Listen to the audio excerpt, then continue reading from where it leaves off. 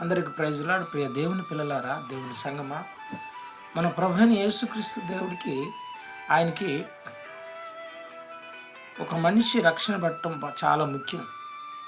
ఎవరైనా కానీ అక్కడ కొంతమంది వాళ్ళు వాక్యం లేకుండా ఉన్నారంటే ఖచ్చితంగా దేవుడు ప్రేరేపణతో అక్కడ ఒక పాస్టర్ని ఖచ్చితంగా ఆయన ఆత్మ ద్వారా ప్రేరేపణ కలిగించి పంపిస్తాడు. ఆ విధంగానే అపోస్తుల కార్యం 16వ అధ్యాయంలో పౌలు ఆసియాకి వెళ్ళాలని ఉంటే యేసు ఆత్మ అడ్డగించిందంట, వెళ్ళొద్దని. ఎందుకు? ఒక లూది అనే ఒక దైవ భక్తురాలు అక్కడ ఉంది. ఆమె రక్షణ పడాల్సిన టైం వచ్చింది కాబట్టి పౌల్ని అక్కడికి వెళ్ళనీయకుండా ముందు అర్జెంటుగా ఆమెను అక్కడికి పంపించాడు, ఆమె కాడికి పంపించాడు. అంటే ఒక ఆత్మ రక్షణ పట్టడానికి ఆయన ఆత్మ తాపత్రయపడుతుందో ఆలోచన చేయండి. అది ఎవరైనా కానీ ఆయన క్రియలు, ఆయన సహవాసం ఖచ్చితంగా మనకు అవసరం.